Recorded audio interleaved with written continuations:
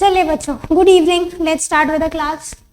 थोड़ा सा level up your energy. आपको क्या लग गया? इधर चोट लग गई?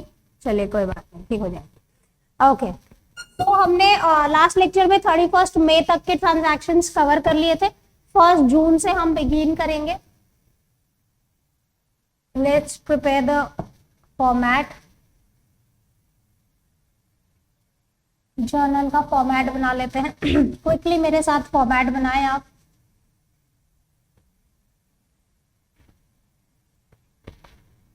वही 5 column, date, particulars, LF, debit, credit.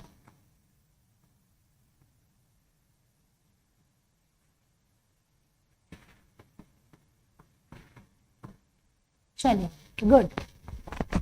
1 June purchased goods from Sushma traders worth ₹16950। ये कैश ट्रांजैक्शन है या क्रेडिट? क्रेडिट। तो जर्नल एंट्री क्या बनेगी बताओ? Purchase to Sushma traders. बहुत अच्छे। परचेज हमारा एक्सपेंस है, वो बढ़ा इसीलिए डेबिट। सुषमा ट्रेडर्स हमारी लायबिलिटी है जिससे हमने उधार में खरीदा है, ठीक है। सो उधार पे खरीदा है, लायबिलिटी बढ़ी इसीलिए credit. Very good. Being goods purchase from Sushma traders on credit. Narration आप खुद लिखेंगे। नेक्स्ट ट्रांजैक्शन 2 जून पेड कार्टेज। पेड कार्टेज 1000 रुपए का कार्टेज पे किया, यानी ये एक्सपेंस हो गया। कार्टेज किराया होता है, 1000 रुपए आपने पे किया, एक्सपेंस है इसलिए डेबिट हो जाएगा। कैश कम हो गया, cartage to cash. Very good. Cartage being expense debited, cash being your asset which is reducing, so credited. I hope this is clear. 1000 narration लिखेंगे being cartage paid. Next rebate of 1000 received from Sushma traders on goods purchased. ये yes, पहले समझो rebate होता क्या। Rebate of 1000 received from Sushma traders. देखिए, rebate एक तरीके से प्राइस कम करना होता है। अब आपने 2 तरीके का तो पढ़ा, एक ट्रेड डिस्काउंट पढ़ लिया और एक कैश डिस्काउंट। ट्रेड डिस्काउंट हम क्यों देते हैं? बल्क क्वांटिटी पे। कैश डिस्काउंट क्यों देते हैं? इमीडिएट पेमेंट पे। इन दोनों कारण के अलावा जब भी प्राइस रिडक्शन होती है, इट फॉल्स अंडर रिबेट, और ये सेल खत्म होने के बाद होती है। और कारण अगर कुछ एग्जांपल्स देखें तो हाँ, कुछ थोड़े मोड़े डिफेक्टिव गुड्स चले गए, आपने बोला चल यार रिबेट कम पैसे दे देना, ठीक है। या तो goods were not up to the mark, या फिर goods were not as per the specification.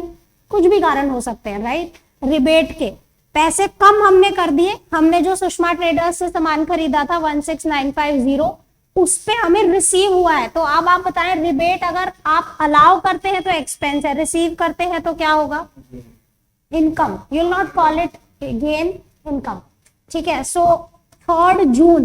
अब देखिए, जब आपने सुषमा ट्रेडर से खरीदा था, आपने सुषमा नाम की लायबिलिटी को क्रेडिट किया था। अब उसने 1000 रुपए कम कर दिए तो लायबिलिटी कम हो गई, डेबिट हो जाएगी। लायबिलिटी जब घटती है तो क्या हो जाती है? Debit. Sushma traders to rebate received. बच्चों ध्यान रखें, अगर आप किसी को रिबेट दे रहे हैं तो आपके लिए एक्सपेंस है, आपको रिबेट मिल रहा है तो इनकम है। यहां पे रिबेट मिल रहा है तो अमाउंट कितनी है? कितने रुपए का रिबेट मिला है हमें? 1000। रिबेट पेड नहीं, रिबेट अलाउड। ओके, नरेशन लिखेंगे being rebate received from Sushma traders. 4 June goods of 500 distributed as samples. Okay, who will help me with this? 500 रुपए के गुड्स आपने सैंपल के तौर पे बांट दिए। टू एडवर्टाइजमेंट अकाउंट 2, उसके बाद नहीं आ रहा। Purchase, yes, I will explain. Advertisement expense भी लिख सकते हैं आप, इसे प्रमोशन एक्सपेंसेस भी लिख सकते हैं।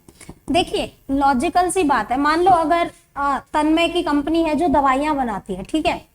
अब आपने देखा होगा जनरली डॉक्टर्स के यहाँ आप कभी गए हो तो ना, सैंपल देने वाले लोग बैठे होते हैं बड़ा बड़ा सा बैग लेके, डॉक्टर का वेट कर रहे होते हैं अपॉइंटमेंट का, है ना। अब वो सैंपल्स क्यों देते हैं? ताकि वो अपने प्रोडक्ट की प्रमोशन कर सकें कि भाई हमने ये दवाई बनाई है, आप अपने पेशेंट्स को प्रिस्क्राइब करें, वो बिकेगी तो हमारा मुनाफा होगा। लॉजिकल है। यानी आप किसी को भी अपने गुड्स सैंपल पे इसीलिए देते हैं कि आप अपना प्रमोशन कर सकें। तो क्योंकि आपने कुछ फ्री में बांटा, आपका खर्चा हो गया। देखो सैंपल बांटते हैं तो पैसे नहीं लिए जाते, है ना। सो खर्चा हो गया, इसलिए डेबिट। एडवर्टाइजमेंट या प्रमोशन एक्सपेंस डेबिट। अब बच्चे ने पूछा कि मैम परचेज क्रेडिट क्यों होगा, एंट्री बनी promotion expenses debited to purchase. बच्चे आपका आंसर ये है, देखिए जब भी मान लीजिए ये बिजनेस है, आप जब गुड्स परचेज करते हैं तो यहां पे स्टॉक इंक्रीज हो जाता है। से yes, every purchase will increase your stock, okay, and every sale you make will decrease your stock. हाँ बोलो, ठीक है। अब ये बताओ कि जब आप अपने गुड्स किसी को सैंपल पे दे रहे हो तो स्टॉक तो कम हो गया ना, पर क्या आपने सामान बेचा है उसको? नहीं, सामान बेचा नहीं है, फिर भी स्टॉक कम हो गया। Getting my point? तो आप सेल तो लिख ही नहीं सकते, सेल लिख दोगे तो इनकम हो गई वो तो, जबकि ऐसा है नहीं।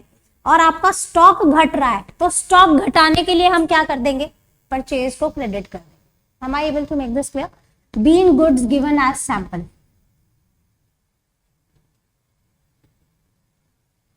अच्छा बच्चों, यहाँ पे ना हालांकि एक ही टाइप का ट्रांजैक्शन था, कुछ और एड ऑन करते हैं, ठीक है। ये 4 जून के साथ कुछ एक्स्ट्रा ट्रांजैक्शन कर लेते हैं। Goods of 10,000 given in charity, इसकी एंट्री बताओ। Charity to purchase, very good. Charity account debit. देखो ये मैं ना सिर्फ इतने में ही लिखूंगी, वहां नहीं जा रही, क्योंकि मैं ये एक्स्ट्रा करा रही हूँ शीट से, इस शीट से extra. Okay, next transaction, goods of 5,000 burned to ashes, loss by fire to purchase. यानी देखो सीधा सा क्रक्स ये निकल रहा है इन सारी एंट्रीज का कि सेल के अलावा गुड्स कहीं भी चले जाए तो परचेज क्रेडिट होगा। सिंपल है। और वो कारण डेबिट हो जाएगा जिसके कारण वो गए हैं। आप देखो यहाँ पे आपने प्रमोशन के लिए दे तो प्रमोशन एक्सपेंस डेबिट हो गया, परचेज क्रेडिट। यहाँ चैरिटी के लिए दिया तो चैरिटी डेबिट हो गया, परचेज क्रेडिट। यहाँ पे गुड्स जल गए तो एंट्री क्या बनी? Loss by fire to purchase. कहने का मतलब the reason will be debited and purchase will be credited. Very simple, कुछ भी टफ नहीं है इसमें। Okay, next, goods of 2,000 stolen, loss by theft to purchase, correct. यानी वो रीजन डेबिट हो जाएगा और परचेज क्रेडिट हो जाएगा। बिल्कुल सही बताया बच्चे आपने। क्या आपको मेरी बात समझ में आ गई? अब सेल के अलावा गुड्स कहीं भी जाएंगे तो एंट्री कर पाओगे, उस कारण को डेबिट कर देना और परचेज क्रेडिट। एक और example low, goods of 3,000 withdrawn for personal use, withdrawn for personal use. अब पर्सनल यूज यानी ड्राइंग्स होती हैं, तो एंट्री क्या बनी? ड्राइंग्स टू परचेज, करेक्ट, बहुत अच्छे।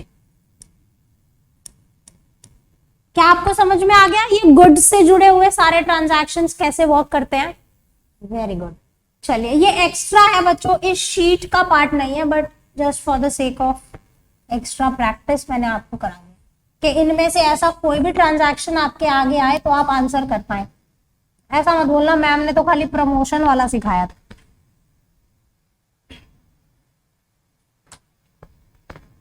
चलिए आगे चलते हैं। 4 जून वाला ये खत्म हो गया। Next, purchased stationery of 5,000 from Raj stationers on credit. आपने स्टेशनरी खरीदी उधार पे, correct. Stationery being your expense will be debited. अगर आप इमीडिएटली पे कर देते तो टू कैश हो जाता, अभी पे करना बाकी है तो वो लायबिलिटी क्रेडिट हो जाएगी जिसको पैसे देने हैं।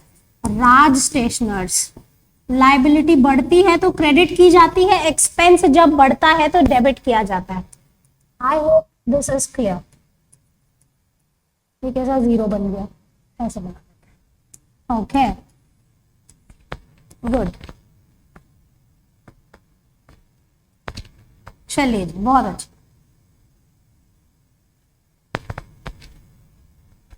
आगे चलो बच्चों। Sorry. Goods of 2000 were stolen. अच्छा ये तो मैम ने अभी सिखा दिया। लॉस बाय, फटाफट आंसर दे दिया आपने। Loss by theft to purchases, very good, 2000 रुपए। नरेशन लिखेंगे being goods stolen. Next, machine worth ₹10,000। बच्चों यहाँ पे देखो गुड्स नहीं, मशीन जल गई है। Machine worth ₹10,000 burnt to ashes. Loss by fire to machine आएगा क्योंकि यहाँ पे आपका एसेट मशीन जल गई है, गुड्स नहीं। So loss by fire debit हो जाएगा टू मशीनरी। गुड, चलिए नोट करें इतना। क्या मैं स्क्रॉल कर सकती हूँ, आप अभी लिख रहे हैं?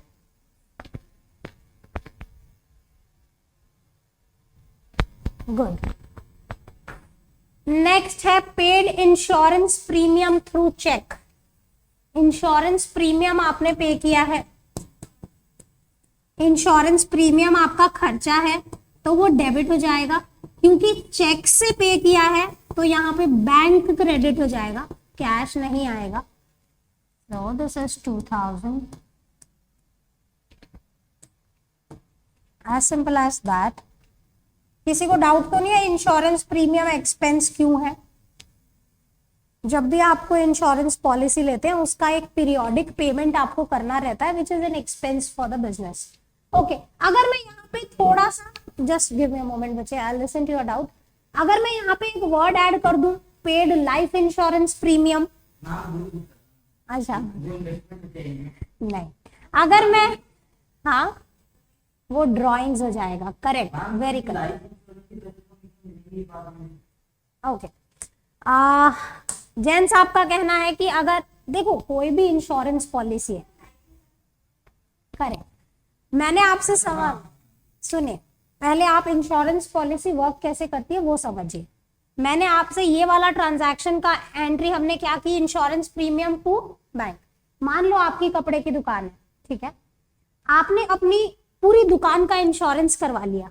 इंश्योरेंस आदमी क्यों कराता है? ये सोच के कराता है कि कल आग लग जाएगी, नहीं, पर अगर लग गई तो उस अगर लग गई तो को कवर करने के लिए आप इंश्योरेंस लेते हैं। से यस, है ना, कि बाई चांस कोई शॉर्ट सर्किट हो गया, कभी कोई मिस हैपनिंग हो गई, मेरे यहाँ पे दुकान में चोरी हो गई, माल जल गया, any damn thing can happen, right, बाढ़ आ गई, सारा सामान खराब हो गया।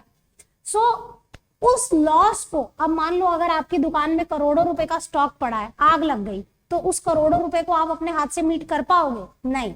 तो आप क्या करते हो, एक इंश्योरेंस पॉलिसी लेते हो जिसका रेगुलर आप प्रीमियम पे करते रहते हो। जरूरी नहीं है कि वो सामान खराब हो, आग लगे, ऐसा कोई जरूरी नहीं है। I'll come to that। Life insurance पे आते हैं, पहले आपको ये चीज समझ में आई। आपने इंश्योरेंस पॉलिसी ले ली कि अगर कोई ऐसा मिस हैपनिंग हुआ तो हम इस प्रीमियम को धीरे धीरे, तो 2-2 हजार रुपए, 4 हजार रुपए देना कोई बड़ी बात नहीं है, क्योंकि अभी हम अच्छा खासा कमा रहे हैं, राइट। तो अभी हम पे करते हैं। अगर कोई ऐसी मिस हैपनिंग होती है तो इंश्योरेंस कंपनी हमें पूरा अपना अमाउंट दे देती है जितने की पॉलिसी आपने ली है। समझ में आ गया? अब आते हैं लाइफ इंश्योरेंस पे। आप कह रहे हो कि अगर यहाँ पे लाइफ इंश्योरेंस होता तो वो एसेट होता, नहीं, अगर यहाँ पे लाइफ इंश्योरेंस प्रीमियम होता तो वो ड्रॉइंग्स कहलाती। ध्यान से समझो, करेक्ट, ये वाला जो इंश्योरेंस प्रीमियम आपने पे किया है, आपने अपने बिजनेस का कुछ इंश्योरेंस लिया हुआ है, किसी सामान का, किसी एसेट का। लेकिन अगर यहाँ पे लाइफ इंश्योरेंस प्रीमियम लिख दिया जाए, मतलब आपने अपने लिए लिया है ना, कि अगर मुझे भगवान ने बुला लिया तो मेरे बाद मेरे बीवी बच्चों का क्या होगा, तो इसलिए हम एक पॉलिसी लेके रखते हैं। जैसे फॉर एग्जाम्पल मान लो अगर आप आज से, अभी तो आपकी एज 16-17 की होगी, right, so may be at the age of 25 you took a policy, as soon as you got married आपने एक पॉलिसी ले ली 2 करोड़ रुपए की, फॉर एग्जाम्पल, राइट। तो 2 करोड़ रुपए की मेच्योरिटी अमाउंट की पॉलिसी है। उसमें क्या होगा कि आपको जब तक आप जिंदा हो आपको प्रीमियम पे करना पड़ेगा, पर वो प्रीमियम छोटा अमाउंट होगा, मे बी 30,000 रुपए साल, 40,000 रुपए साल। तो जैन साहब जब तक आप जिंदा हैं, सही सलामत हैं, कमा रहे हैं, तो 40,000 रुपए देना कोई बड़ी बात नहीं है पूरे साल के। हाँ बोल, कितने हुए? 3,000 रुपए महीना, वेरी नॉमिनल, वो आप अफोर्ड कर सकते हो। लेकिन बाय चांस अगर कोई ऐसी बात है कि अगर किसी मिस हैपनिंग में मान लो बंदे को कुछ हो जाता है, तो पीछे से परिवार का क्या होगा? तो ये पॉलिसी जैसे ही बंदे को कुछ होगा वो 2 करोड़ रुपए परिवार को पकड़ा देगी, which is a very big amount. Getting my point? और इंश्योरेंस पॉलिसी का क्या नियम होता है, मान लो आपने सिर्फ 2 ही प्रीमियम पे किए, ठीक है, भगवान ना करे ऐसा कुछ हो, लेकिन बंदे ने सिर्फ 2 प्रीमियम पे किए, 25 साल की उम्र में उसने पॉलिसी ली, लाइफ इंश्योरेंस पॉलिसी, उसने आज प्रीमियम पे किया, अगले साल फिर प्रीमियम पे किया, और उससे अगले साल वो चल बसा, तो क्या कंपनी ऐसा बोलेगी तूने 2 ही प्रीमियम पे किए, तेरे को 2 करोड़? एक प्रीमियम भी पे कर दिया है तो भी 2 करोड़ रुपए मिलेंगे। You getting? होगा। लेकिन आप ये सोचो ना, आप ये सोचो कि 1 लाख लोग इंश्योरेंस पॉलिसी लेते हैं, अगर होता सिर्फ एक के साथ है। Getting my point? तो नंबर बहुत बड़ा है इंश्योरेंस पॉलिसी के लिए, इनकम काफी है। ऐसा नहीं है कि किसी एक बंदे, आप एक लॉजिकल सी बात है, मान लो आप आज 4 करोड़ की पॉलिसी ले लेते हो, आप ये सोचोगे कि भगवान कल उठा लेना, पैसे मिल जाएंगे मेरे परिवार को। ऐसा होता है क्या? हर इंसान ये सोचता है कि जब तक मैं जी सकूं मैं जीऊं, राइट? तो इंश्योरेंस पॉलिसी के लिए दुआ यही मनाई जाती है कि ये कभी काम ना आए, समझ रहे हो? लेकिन स्टिल इंसान लेता है। क्यों लेता है? कंजर्वेटिज्म, बुरा सोच के चलो। समझ में आ रहा है? वो कहते हैं ना, एक जोक आया था कि एक इंश्योरेंस एजेंट ही ऐसा बंदा है जो घर आके ये कह सकता है कि जी आप ये पॉलिसी ले लो, आप मर जाओगे तो हम पैसे देंगे, तो मर जाएंगे तो फिर क्या करेंगे पैसों का। बट एक देखो, specially with Indian families where in you know husbands are generally working and wifes are the home makers, तो इंश्योरेंस पॉलिसी भी अगर आप लाइफ इंश्योरेंस की बात करोगे, 95 से 96% घर में ऐसी स्थिति मिलेगी कि सिर्फ आदमी की लाइफ इंश्योरेंस पॉलिसी होगी, औरत की जीवन की कोई कीमत नहीं है। कल मरती आज मर जा भैया नहीं, बट ऐसा होता नहीं है, जोक सपाट, ठीक है। सो कहने का, लेकिन ये प्रैक्टिकल बात है कि मैक्सिमम परिवारों में सिर्फ मेल मेंबर की लाइफ इंश्योरेंस पॉलिसी ली जाती है, right? Because he is the earning member, तो जिससे घर चल रहा है उसी का लाइफ इंश्योरेंस लिया जाता है। ओके, चलिए आगे चलते हैं कुछ याद आ रहा है मुझे, बट हम बाद में डिस्कस करेंगे। Give advance for machine 25,000 by cheque to Renish Brothers. अब मुझे बताएं क्या है?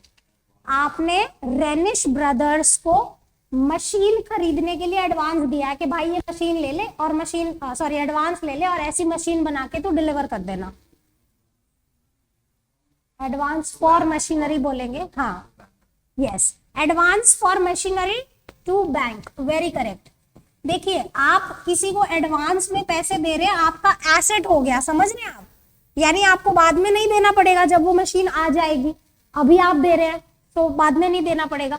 So this is your asset, जिसे हम डेबिट करेंगे, क्योंकि बच्चों ये चेक से पे किया गया है ये वाला 25,000, तो हम बैंक क्रेडिट कैश से पे किया होता तो कैश।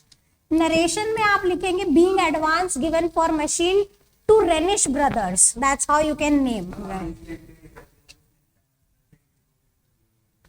मेरे से कुछ मिस हो गया क्या? तो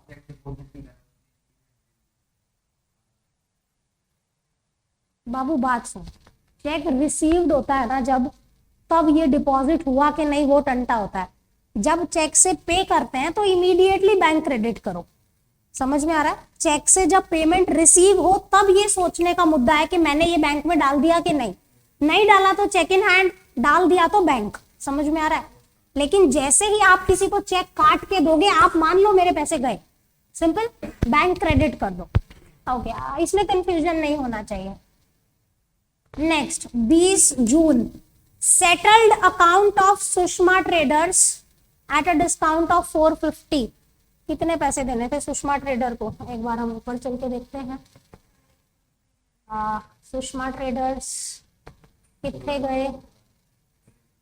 देखिए यहाँ पे हमने पहले सुषमा ट्रेडर से 16,950 का सामान खरीदा, फिर उसने हमें 1000 रुपए का रिबेट दे दिया, तो कुल मिला के हमें उसको 15,950 रुपए देने बाकी हैं, 15,950, और हमने उसको सेटल कर दिया एट अ डिस्काउंट ऑफ 450। तो कितने रुपए दिए? 15,500। और हमने कैसे पे किया? कुछ नहीं बोला तो कैश में पे किया। सुषमा ट्रेडर्स को पे कर दीजिए, आपकी लायबिलिटी खत्म हो जाएगी। सो लायबिलिटी घटने से डेबिट की जाती है, सुषमा ट्रेडर्स डेबिट हो जाएंगे to cash to discount receive doable.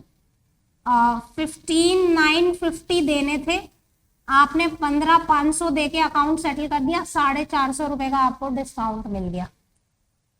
Being amount paid to Sushma traders in full settlement. चलिए आगे चलते।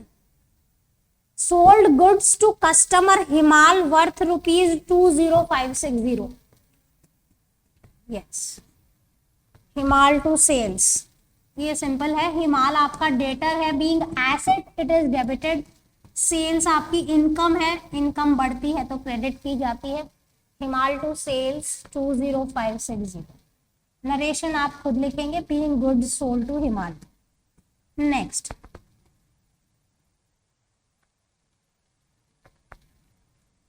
क्या डेट है? 25 के बाद 27। 27 जून को क्या हुआ? हिमाल रिटर्न्ड गुड्स ऑफ 2000। हिमाल ने 2000 का सामान वापस कर दिया। सेल्स रिटर्न टू हिमाल, वेरी गुड। देखिए सेल्स आपकी इनकम है, लेकिन जब सामान वापस आ जाता है तो इनकम कम हो जाती है, इसलिए वो डेबिट हो जाती है। सेल्स रिटर्न डेबिट हो जाएंगे टू हिमाल। हिमाल आपका डेटर था, क्योंकि उसने गुड्स लौटा दिए, डेटर की अमाउंट कम हो गई, इसीलिए क्रेडिट। एसेट जब घटता है तो क्रेडिट किया जाता है। बीइंग गुड्स रिटर्न्ड बाय हिमाल, टू हिमाल मत लिख देना, वो परचेज रिटर्न हो जाएगा, बाय हिमाल लिखना, ठीक है। नेक्स्ट 27 के बाद क्या हुआ? Rebate allowed. देखो पीछे जो आपने किया था वो रिबेट रिसीव्ड था, अब आपने रिबेट अलाउ किया है, डेबिट होगा, एक्सपेंस है, सो रिबेट टू हिमाल।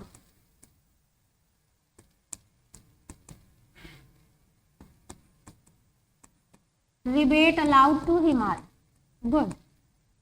कितने रुपए हैं? चेक, 500 रुपए। नरेशन लिखेंगे, बीइंग रिबेट अलाउड टू हिमाल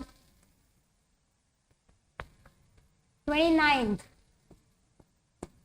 जून। हिमाल पेड 18,000 इन फुल सेटलमेंट, ओके। तो अब हमें चेक करना पड़ेगा कि हमें हिमाल से कितने रुपए लेने थे। देखो पहले हमने इसको सामान बेचा 20560 का, फिर इसने 2000 रुपए का रिटर्न कर दिया, तो अब बच गए 18,560। उसमें से 500 रुपए का हमने रिबेट दे दिया, तो अब कितने रुपए लेने थे? 18,060 रुपए लेने थे, और उसने कितने दिए? इन फुल सेटलमेंट, तो 60 रुपए का क्या हो गया? डिस्काउंट हो गया। तो हम यहाँ पे क्या लिखेंगे? Cash debit 18,000, discount allowed debit 60 रुपए, टू हिमाल 18,060। अब हमने हिमाल का अकाउंट बुक्स में से क्लोज कर दिया, जितना डेबिट हुआ था उतना ही credit. Being cash received from Himal in full settlement, narration खुद लिखे। Salary due but not yet paid 30 June. हाँ, आउटस्टैंडिंग सैलरी लायबिलिटी होती है तो क्रेडिट होगी, करेक्ट। सो और अक्रूवल कॉन्सेप्ट कहता है कि अगर कोई एक्सपेंस इस पीरियड से जुड़ा है, चाहे आपने पे किया चाहे नहीं किया, वो डेबिट तो होगा। So following the accrual concept, salary तो डेबिट होगी, कैश क्रेडिट नहीं होगा क्योंकि अभी तक पे नहीं हुआ, आउटस्टैंडिंग सैलरी क्रेडिट होगी, being liability. I hope this is clear. Salary to outstanding salary, अगर आप पे कर देते तो सैलरी टू कैश हो जाता, अभी पे करना बाकी है तो सैलरी डेबिट करेंगे फॉलोइंग अक्रूवल, लेकिन क्रेडिट हो जाएगा outstanding salary. Being salary yet to be paid 30 June paid life insurance through cheque, drawings to bank. अब आपको अच्छे से समझ में आया, गुड। लाइफ इंश्योरेंस है इसीलिए ड्रॉइंग्स हो जाएगा, चेक से पे किया तो बैंक क्रेडिट हो जाएगा। बहुत अच्छे, होशियार हो गए बच्चों आप लोग। रेंट रिसीव्ड इन एडवांस, आपको रेंट मिला है पर वो एडवांस है,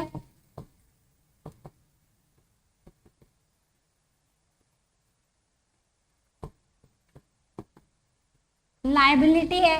एडवांस में मिली हुई इनकम आपकी लायबिलिटी होती है, ठीक है। Cash to rent received in advance. चलिए इतना नोट करें। यहाँ पे आपकी ये शीट खत्म होती है बच्चों, जितने ट्रांजैक्शंस मैंने लिखे थे। अभी कुछ और अलग ट्रांजैक्शंस हम डिस्कस करेंगे, 2-3, फिर will wind up today's class and this chapter as well, ठीक है जी। नेक्स्ट लेक्चर में कैश बुक स्टार्ट होगा। आज कौन सा वार है? आज ट्यूसडे, ओके। तो कल नेक्स्ट लेक्चर में हम कैश बुक स्टार्ट करेंगे, ठीक है। इतना नोट करें, फिर 1-2 इंपॉर्टेंट ट्रांजैक्शंस हैं जिसे हम नोट करेंगे। डन है ये? ऑनलाइन बच्चे आप लोगों का भी डन है? Can I scroll a bit? Okay, so some important transactions जहां पे हमें प्रॉफिट कैलकुलेशन सीखना है।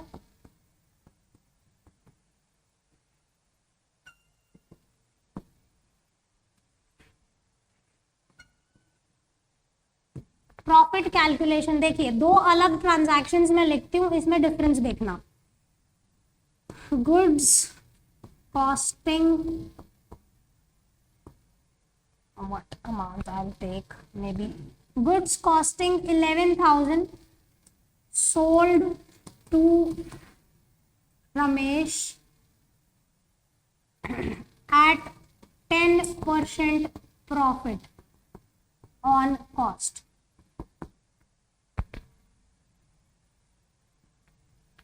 Goods costing 11,000 sold to Ramesh at 10% profit on sales। बच्चों क्या ये दोनों ट्रांजैक्शन सेम है? नहीं, क्या अंतर है? पहले वाले में कॉस्ट पे प्रॉफिट है, दूसरे वाले में सेल पे प्रॉफिट है, तो क्या अंतर होता है बताओ? ठीक है। चलिए अब यहाँ पे देखो, पहले फर्स्ट वाले को एनालाइज करते हैं, फर्स्ट को, ठीक है। आपको बोला है कि जो सामान आपने 11,000 रुपए में खरीदा था, आपने 10% प्रॉफिट जोड़ा और उसे बेच दिया। लॉजिकल है, ऑब्वियसली बात है, जिस रेट पे खरीद के लाए हो उस पे नहीं बेचोगे। तो आपने क्या किया, आपकी कॉस्ट कितनी थी? 11,000, प्रॉफिट कितना जोड़ा? 11,000 का 10%, कॉस्ट का 10%, तो कितने में बेच दिया? 12,100 रुपए में से। यस, एंट्री क्या बनी?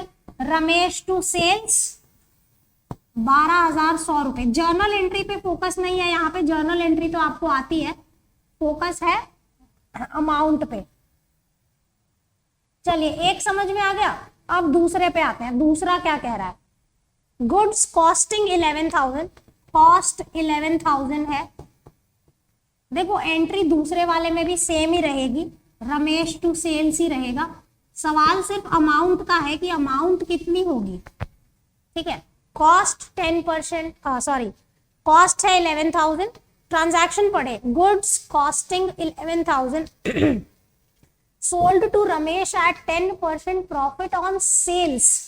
सेल्स की फिगर पे 10% का प्रॉफिट चाहिए, ठीक है जी। अब यहां पे जैसे हमने कॉस्ट में प्रॉफिट ऐड किया तो सेल आ गया, कॉस्ट प्लस प्रॉफिट को हमें क्या मिला? सेल्स। अब यहां पे भी कॉस्ट में अगर हम प्रॉफिट जोड़ेंगे तो हमें क्या मिल जाएगा? सेल्स। लेकिन प्रॉब्लम यहाँ पे ये है कि हमसे कहा गया है कि सेल का 10% प्रॉफिट चाहिए। ये वाली जो फिगर है इसका 10% होना चाहिए, पर मेरे पास तो ये फिगर है ही नहीं, तो मैं इसका 10% कहाँ से लाऊं? x अज्यूम करते हैं, ठीक है। आपको मेरी बात समझ में आई? क्वेश्चन क्या कह रहा है? इस वाले पार्ट में कॉस्ट का 10% लगाने को कहा था, तो मैंने 11,000 का 10% कर दिया। दूसरा ट्रांजैक्शन मुझे सेल का 10% लगाने को कह रहा है, प्रॉफिट के जो सेल्स वैल्यू है, सेल्स वैल्यू पे 10% होना चाहिए। But the problem here is we don't have the sales price. समझ में आई इतनी बात? क्वेश्चन समझ में आएगा तो आंसर समझ में आएगा, ठीक है। अब हम क्या करें, कैसे निकालें इस अमाउंट को? देखिए आपको ये पता है कि जितना भी सेल होगा, हमें नहीं पता कितना है, I'll take it to be x, I don't know what it is. So if this is x, इसका 10% प्रॉफिट होगा, से yes 0.10x है ना। सो ये क्या हो गया 0.10, सिंपल है, कोई दिक्कत है? ओके अब यहां पे हम क्या अज्यूम कर लेंगे, ये पॉइंट में आएगा ना, मुझे अमाउंट, चलो कोई बात नहीं। तो ये कितना हो जाएगा 0.9x हो जाएगा, से यस, क्योंकि सेल में से जब आप प्रॉफिट माइनस करते हैं तो कॉस्ट आता है, कॉस्ट में प्रॉफिट ऐड करते हैं तो सेल आती है। हाँ, कॉस्ट प्लस प्रॉफिट कितना सेल होता है? हाँ बोलो, कॉस्ट प्लस प्रॉफिट सेल होता है, तो सेल माइनस प्रॉफिट क्या होगा, कॉस्ट, से यस। कोई दिक्कत है? अब मैंने यहां पे इसको एक्स अज्यूम कर लिया, सही है ना,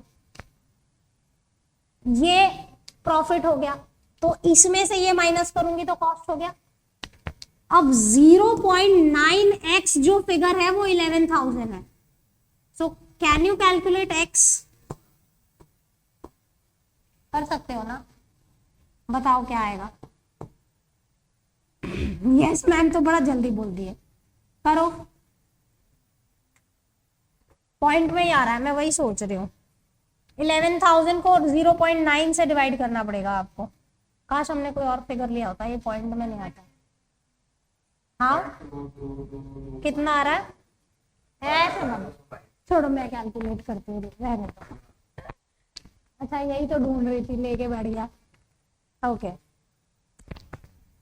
देखो, आप इसको ऐसे भी कर सकते हो कि x कितना होगा, ये भी कर सकते हो कि 0.10x कितना होगा, एक ही बात है, right. So yes, this is total sales price is 12222, ठीक है, समझ में आया? अब इसका 10% कितना हो जाएगा, इसका 10% बताओ, 1222 है ना। तो देखो इतना सा ही अंतर होता है कि आपको यहाँ पे कॉस्ट पे प्रॉफिट लगाना होता है, इधर सेल पे, यहाँ पे पॉइंट में आ रहा है। अभी हम एक और एग्जांपल लेते हैं जो बिना पॉइंट के आपको बेटर समझ में आएगा। एक तरीका तो है एक्स अज्यूम करने का, एक और तरीका है इसको सॉल्व करने का, 100 अज्यूम करके भी आप सॉल्व कर सकते हैं, which is a better method, ठीक है। सो एक काम करेंगे, इतना नोट करें, फिर हम एक और ट्रांजैक्शन लेते हैं जिसमें मैं आपको दूसरी मेथड सिखाती हूँ। ये थोड़ा स्क्रॉल कर लूं, ठीक है, फोटो नहीं होता, फोटो होता है। चलिए, गुड्स कॉस्टिंग, अब ये अमाउंट लिख लीजिएगा आप, रमेश टू सेल्स 12222। ये थोड़ा पॉइंट में आ गया, अभी मैं ट्राई करती हूँ कि मैं ऐसा फिगर लूं जो पॉइंट में ना आए। Goods costing 20, 80, okay, 160. Goods costing 160 sold to Radhe at 20% profit on sales. अब मैं कॉस्ट वाला नहीं सिखा रही, कॉस्ट वाला सिंपल है, वो तो डायरेक्ट कॉस्ट का रेट लगाना है, सेल्स पे निकालते हैं हम, ठीक है। देखो अब यहां पे भी वही प्रॉब्लम है कि हमारे पास कॉस्ट है, सेल्स है ही नहीं। कॉस्ट कितनी गिवन है 160 प्लस प्रॉफिट अगर हम करेंगे तो हमें क्या मिल जाएगा, सेल्स। क्या बोला है प्रॉफिट कैलकुलेशन के लिए, हमारा जो प्रॉफिट है वो 20% ऑन सेल्स प्राइस है, इस वैल्यू का 20% है, इस वैल्यू का, और हमारे पास ये वैल्यू नहीं है। एक तरीका x अज्यूम करने का था जो मैंने आपको सिखा दिया कि इसको x अज्यूम कर लो तो ये 0.2x हो गया और ये 0.8x हो गया, है ना। अब दूसरा तरीका समझो, सेल्स को मैं 100 अज्यूम करूंगी, कितना 100, ठीक है। अगर सेल्स 100 रुपए की है तो प्रॉफिट 20 का हो गया, हाँ बोलो 20% है ना। तो कॉस्ट कितनी हो गई 80। सिंपल हो गया ये। देखो यहां पे क्या करना होगा कि अगर 80% अमाउंट 1,60,000 रुपए है तो 100% अमाउंट कितनी होगी, तो आपको सेल की वैल्यू मिल जाएगी। या फिर आप लिख लो 20% कितनी होगी तो आपको प्रॉफिट मिल जाएगा डायरेक्ट, ठीक है। देखो cost 80% amount is 160, so how much is 20%, ऐसे कैलकुलेट कर ले, प्रॉफिट आ जाएगा आपके पास। क्रॉस मल्टीप्लीकेशन करो, 1,60,000 इंटू 20 अपॉन 80,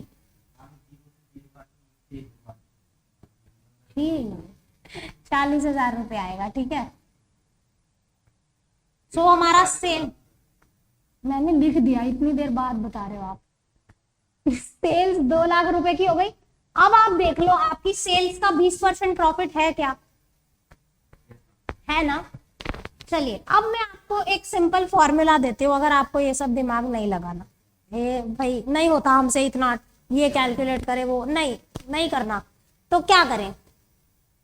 आपको हमेशा ट्रांजैक्शन में ऐसा ही दिया होगा, goods costing this, sold at a profit this, may be on cost may be on sales. तो अब सिंपल फॉर्मूला आप नोट कर लीजिए, प्रॉफिट कैलकुलेशन अगर कॉस्ट पे करनी है तो क्या फॉर्मूला है, सेल्स पे करनी है तो क्या फॉर्मूला है, cost price into rate of profit upon 100, ये तो सिंपल कॉस्ट का फॉर्मूला है। Cost price into rate of profit that is R upon 100 minus R is the formula।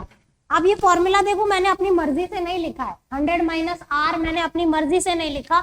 इसको एनालाइज करें, कॉस्ट प्राइस देखो, कॉस्ट प्राइस कितनी है 160, rate of profit 20, 100 minus 20 is 80। आपको दिख गया फॉर्मूला कहां से आया, cost into rate upon 100 minus rate. समझ में आ रहा है आपको। तो that's how you can directly calculate with the formula if you don't want to use this much mind कि ऐसा है तो वैसा है, तो फॉर्मूला लगाओ, ठीक है। Thank you ma'am. चलिए एक ट्रांजैक्शन और करेंगे बच्चों, इंश्योरेंस से रिलेटेड। ऑनलाइन बच्चों को कोई दिक्कत है तो आप मुझे चैट विंडो में कम्युनिकेट कर सकते हैं मेरे साथ, मुझे बड़ा पता है। चलो okay, goods of 9,000 were burnt by fire, insurance company accepted a claim of 80%। आपके 9,000 के गुड्स जल गए और इंश्योरेंस कंपनी ने 80% अमाउंट क्लेम के तौर पे अप्रूव कर दिया है, दे दिया नहीं बोला, एक्सेप्टेड है। तो क्या एंट्री करेंगे बताइए। पहले तो मुझे ये बताओ कि गुड्स जल गए तो क्या एंट्री है। जिस दिन आपके गुड्स जल गए होंगे आपने क्या एंट्री करी होगी, लॉस बाय फायर। बेटा सेम डे इंश्योरेंस नहीं मिलता है, मैं सिर्फ ये पूछ रही हूँ जिस दिन तेरा सामान जल गया उस दिन क्या एंट्री करी, loss by fire to purchase. कितना सामान जल गया, ठीक है। फिर आपने इसको क्लेम में डाला होगा, वो क्लेम वाला आएगा, एनालिसिस करेगा, फोटो वोटो खींच के लेके जाएगा, कंपनी में जाएगा, एनालिसिस होगा, सारे असेसमेंट के बाद उसने बोला कि भाई हम 80% क्लेम दे देंगे। तो 80% कितना हुआ 7200 रुपए, 7200। कहने का मतलब इंश्योरेंस कंपनी से आपको कितने पैसे लेने हैं 7200। उसने अप्रूव कर दिया ना कि हम आपको दे देंगे, डोंट वरी, 7200 रुपीज अप्रूव है। सो हमने एंट्री कर ली, इंश्योरेंस कंपनी से 7200 रुपए आने हैं, एसेट है इसलिए डेबिट। और इस लॉस को हम रिवर्स करेंगे 7200। क्यों हम रिवर्स करेंगे? क्योंकि हमने 9000 का लॉस डेबिट कर दिया, उतना लॉस हुआ ही नहीं है, 7200 रुपए हमें मिल गए। समझ में आ रहा है आपको? तो हम इस लॉस को रिवर्स कर देंगे। बच्चों अब आप इन दोनों की कंबाइंड जर्नल एंट्री करके देखो कि क्या बनती है। इन दोनों को कंबाइन करके क्या एंट्री बनेगी बताओ यार। डेबिट के आगे 2 क्यों लगाते हो मुझे ये बताओ। इसके आगे भी 2 बोले जा रहे हो, पता 2 बोलने में क्या मजा आता है। डेबिट के साथ 2 नहीं लगता है। लॉस बाय फायर हुआ 1800 रुपए का, इंश्योरेंस कंपनी से मिलेंगे 7200, सामान जल गया 9000 का। So loss by fire 1800, insurance company 72, 2 purchases 9000। सो ये एंट्री आपको एग्जाम में पास करनी है। समझ में आ रहा है?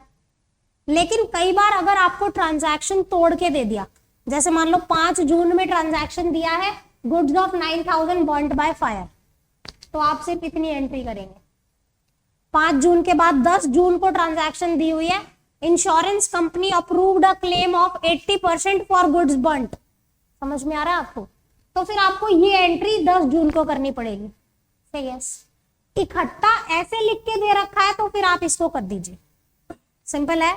अलग अलग डेट पे ट्रांजैक्शन दी है तो आपको फिर ये 2 अलग अलग डेट पे अलग अलग एंट्री करनी पड़ेगी। ग्रेट। कोई दिक्कत, कोई शक, कोई शंका, समस्या जिसका हल चाहिए तो बताओ। अदरवाइज मेरी तरफ से जर्नल यहाँ पे खत्म होता है। You are given 10 days to finish your journal assignment, that is all questions of TS Grewal to be hand solved and submitted within 10 days। और नहीं सबमिट किए तो अपना पोटला बांधना और यहाँ से निकल लेना, ठीक है? क्योंकि ये चैप्टर इतना इंपॉर्टेंट है कि मैं इसको छोड़ नहीं सकता। That's all for the day.